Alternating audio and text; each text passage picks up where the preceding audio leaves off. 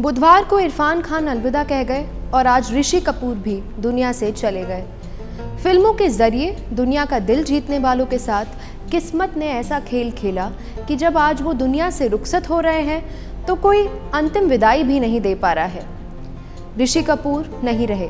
उदासी से भरे दिनों में एक और मायूसी, निराशा का एक और टुकड़ा, मौत की खबरों से डूबी सुबहों में सितारों के टूटने की आवाज़ें, आवाज़ जो धीरे धीरे मध्यम पड़ती चली जाएगी और एक दिन कभी सुनाई भी नहीं पड़ेगी।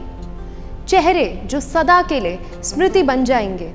हम ऋषि कपूर को याद करेंगे, फिर जो शेष रहेगा वे भी छूटेगा धीरे धीरे। एक एक कर सारी तस्वीरें, वीडियो और एल्बम दर्ज होंगे हमारी यादों में।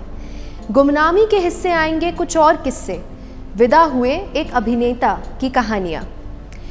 ऋषि कपूर को ऐसे ही याद करेंगे हम लोग। उनका जन्म 4 सितंबर 1952 को हुआ।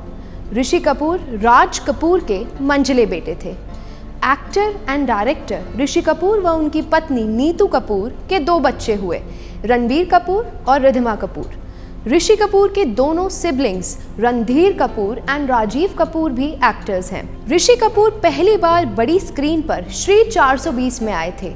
एक गाना प्यार हुआ उसके अंदर, तब वे एक छोटे बच्चे ही थे।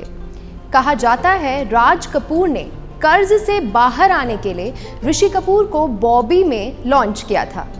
राज कपूर फिल्म मेरा नाम जोकर लेकर आए थे।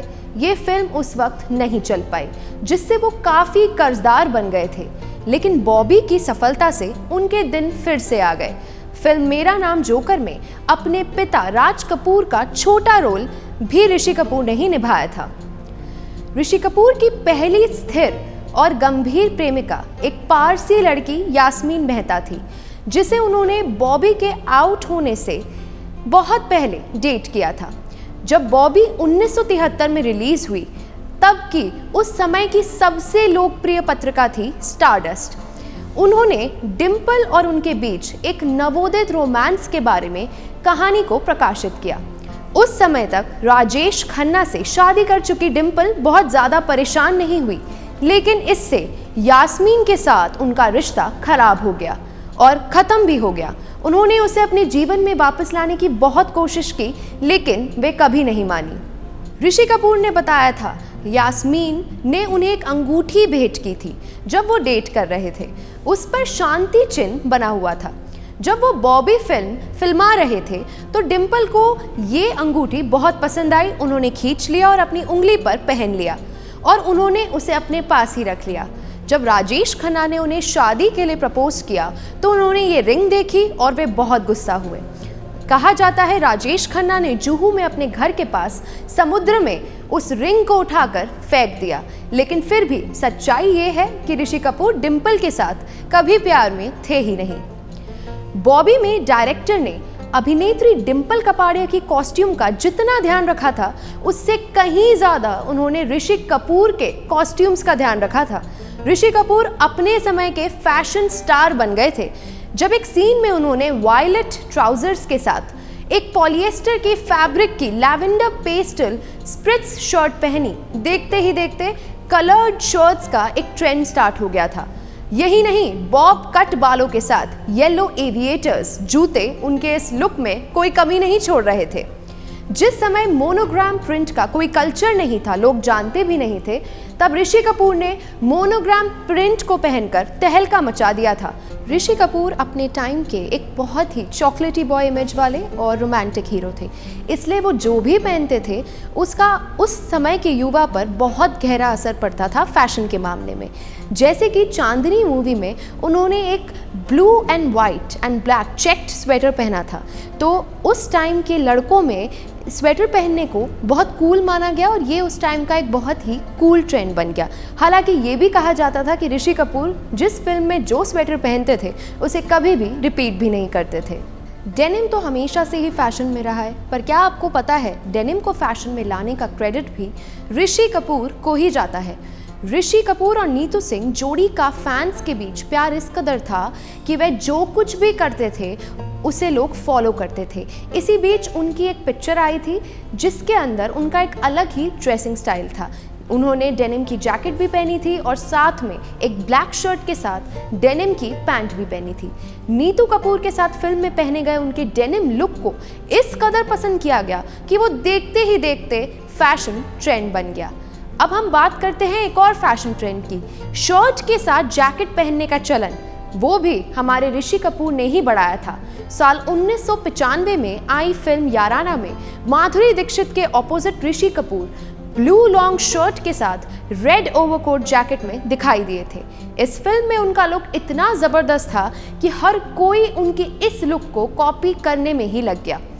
ऋषि कपूर इस बात के लिए भी जाने जाते थे कि वो कभी भी अपना किसी भी पसंदीदा लुक में कोई भी एक अनोखा ट्विस्ट डालने में कतराते नहीं थे, और ये बात तो आप जानते हैं, कोई भी स्वेटर रिपीट भी नहीं करते थे।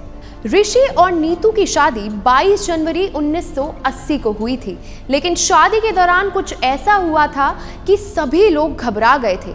शादी के टाइम दोनों ही बेहोश हो गए थे। हालांकि दोनों के बेहोश होने के कारण कुछ अलग अलग थे। नीतू सिंह अपना भारी भरकम लहंगा संभालते संभालते काफ़ी परेशान हो गई थी और थक गई थी, जबकि ऋषि अपने आसपास बहुत ज़्यादा भीड़ देखकर घोड़ी चढ़ते वक्त ही चक्कर खाकर गिर पड़े थे। दिलचस्प बात तो ये है कि रेखा से जुड़ी एक बहुत बड़ी खबर की घटना भी ऋषि कपूर की शादी से ही लोकप्रिय हुई थी। उनकी शादी में पहली बार रेखा को सिंदूर और मंगलसूत्र में देखा गया था और इससे कई लोगों ने पुष्टि की कि शायद अभिनेत्री ने शादी कर ली है। ऐसा भी कहा जाता है कि जया बच्चन उस वक्त उन्हें देखकर शादी में रोई भी थी। अब बात करते हैं आज के ज़माने की ट्विटर की। ऋषि कपूर ट्विटर पर भी हमेशा बहुत एक्टिव रहे हैं। उनका आजकल के ट्रेंडिंग फैशन पर भी बहुत कमेंट आया है। बात कर रहे हैं हम ज़ारा के ट्रेंडिंग फैशन की। पिछले साल उन्होंने एक पिक्चर शेयर की थी जिसमें उन्होंने कहा था कि इस तरह की शर्ट और इस तरह की ripped jeans and ripped shirt के साथ आपको एक कटोरा, वो भी भीख मांगने का कटोरा, भी फ्री मिलना चाहिए। उसी वक्त की अगर हम बात करें तो पिछले साल इंग्लैंड में हुए 50 ओवर के वर्ल्ड कप के लिए जब हर ओर ये चर्चा पे विजय शंकर ने शुरुआत 15 में जगह क्यों बनाई या ऋषभ पंत को शामिल क्यों नहीं किया गया, उस वक्त भी ऋषि कपूर एक बहुत ही मज़ेदार और एक बहुत ही फैशन ट्रेंड अंदाज में एक ट्वीट लिखा। कपूर ने वर्ल्ड कप के लिए चुनी हुई भारतीय टीम का फोटो पोस्ट किया और उन्होंने कहा कि जैसे कि आप देख सकते हैं ज़्यादातर खिलाड़ियों की दाढ़ी है। उन्होंने कहा था आजकल ये स्टाइल स्टेटमेंट बन चुका है कि जितने भी क्रिकेट खिलाड़ी हैं बहुत अच्छी दाढ़ी रखते हैं, खिलाड़ी इसे रखना चाहते हैं। उन्होंने लिखा था कि टीम में सिर्फ उन खिलाड़ियों को चुना गया है जिनकी दाढ़ी है। हालांकि उन्होंने भारतीय खिलाड़ियों को एक सलाह भी दी थी, वो भी दी थी संजू सैमसन की। बिना दाढ़ी के कितने स्मार्ट लगते हैं।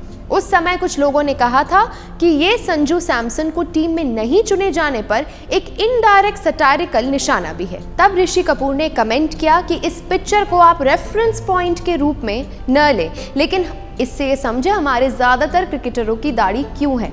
सभी सैमसन कहता था कि उसकी जो शक्ति है उसकी बालों के ना कटाने से आती है, तो उन्होंने कहा कि सब लोग सैमसन की इसी बात को फॉलो कर रहे हैं। यहीं पर हम ऋषि कपूर को याद करते हैं और उनका एक जो चॉकलेट रोमांस बॉय का ऑरा था वो आज तक कोई भी कॉपी नहीं कर पाया। हालांकि उन्हें फॉलो करने की बहुत लोगों ने कोशिश की, उनके बाद कई एक्टर्स उसी लाइन पर चल रहे हैं, बट जो चार्म ऋषि कपूर का था वो हम सब वापस कभी नहीं देख पाएंगे। हम सब उन्हें बहुत याद करते हैं।